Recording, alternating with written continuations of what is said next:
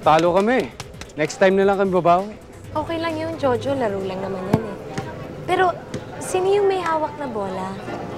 Ah, si Mike. Oo. O bakit? Pakilala mo naman kami. Gusto niyo ba?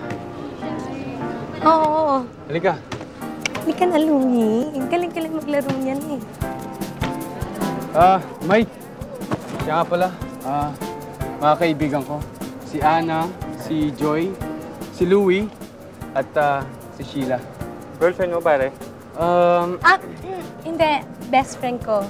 Actually, wala pa akong boyfriend. Talaga? Hindi ba pwede ako mag-apply? Sira ka talaga. Nice.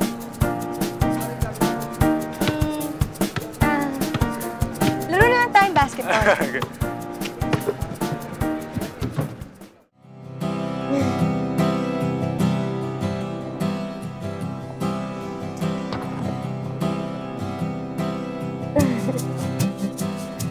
Sige na.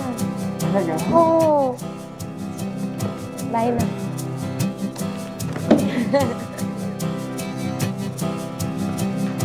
Uy, ibabalita ako sa'yo, good news. Ano? Anong good news? Hindi nabibita si Flor Cantaplasyon. Yun ba?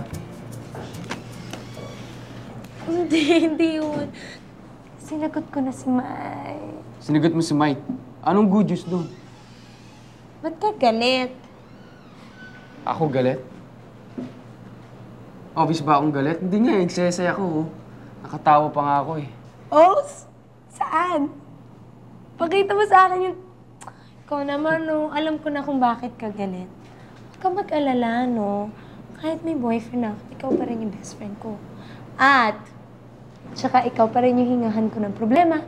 Ikaw pa rin yung pinagkakatiwalaan ko. At higit sa lahat, ililibre pa kita ng merienda anytime.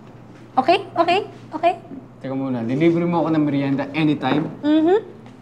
O sige, hindi na ako galit. Kita mo to, pagkain lang na pag-usapan. O, ito talaga eh, grabe. Ay, sayang. Ikaw kasi, Ikaw nga maingay dyan eh. pagkain ang pinag-usapan eh. Excited.